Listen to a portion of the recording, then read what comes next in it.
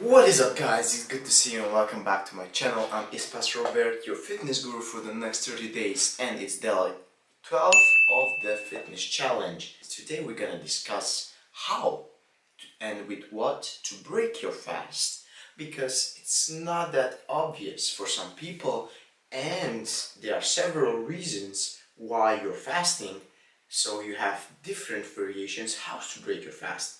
We're gonna discuss in today's video three main topics why people are fasting. These are the most common.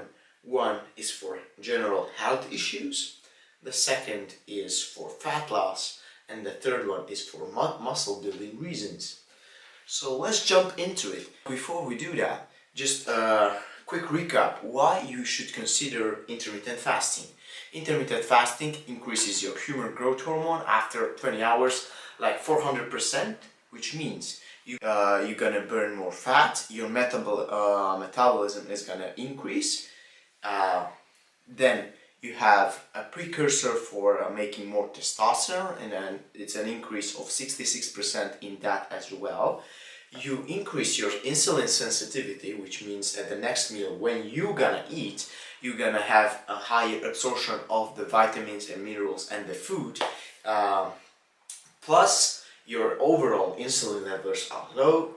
Then you also help with this insulin sensitivity and resistance type of things. So now the first thing is for health issues. Why do people consider fasting and how should you break it? Is with bone broth. Why is that? Bone broth contains a lot of protein, which is called collagen, and collagen is the precursor for making gelatin, and the gelatin is really important when you're going for a longer extended period of time not eating. Your gut mucus layer is breaking down, which is a good thing overall. That's the normal drill of the things to do, but when you're gonna go back to eating something, you should not go starting eating something really heavy, because your mucosal layer is down, which means you have quite a small amount of nutrients absorptions, which means if you consume bone broth full of amino acids, and it helps you regulate the cartilage in your body overall, because it's as I said, the specific protein in it, plus helps to rebuild that mucosal layer, and with overall that it helps to regenerate, because during fasting you break down the old cells. Now you're gonna rebuild good new cells, so you have to ensure that the new cells and the new DNA, RNA that you're producing,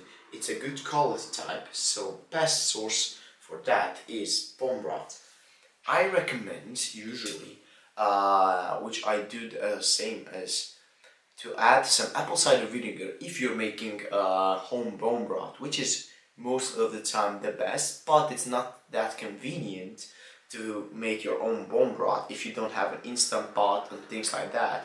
It takes a lot of time, but it's the best quality, and you know that what does it contain. But for people who don't want to waste time, there are solutions. For example, Kettle and Fire, which is a brand which are making bone broth out of beef, chicken, and all of that, and they add apple cider vinegar. Why is apple cider vinegar important to this equation? Is it adds some acidity to it, and it opens up the cells when these nutrients it's gonna come in at the next meal. So when you're eating the next meals, for example, vegetables and fruits and stuff, which contains high minerals and vitamins, you're gonna absorb more of that. Now the second reason why people fast is fat loss, and we can see that people fast mostly for fat loss issues, because it lowers your overall insulin levels and achieve your goals way quicker. Now what is the ingredient to break your fast when you're going for a longer period of time fasting and not eating? I would suggest MCT oil, medium chain triglycerides, which is a compound oil extracted from coconuts. But you can find different variations of that as well. They are um, like triglycerides. That's why it's called. There are three main types of glycerides in this oil.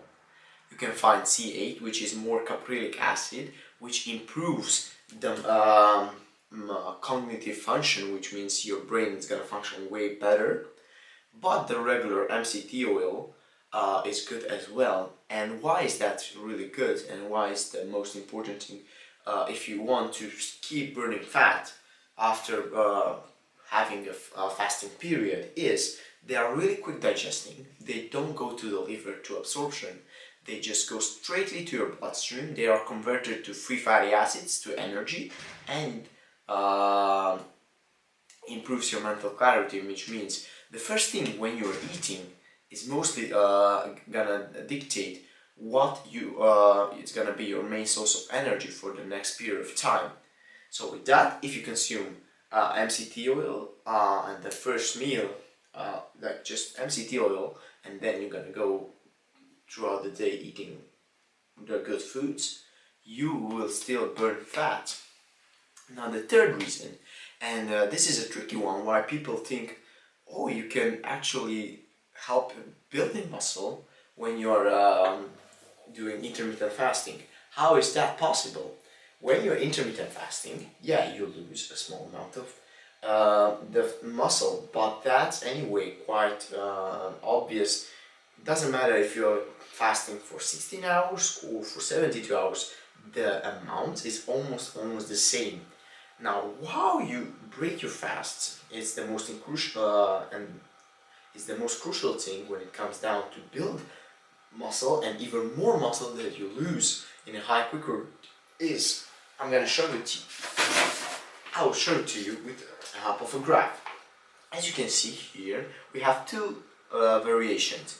One is to break your fast with a slow digesting carbohydrate, or to break it with a fast digesting carbohydrate.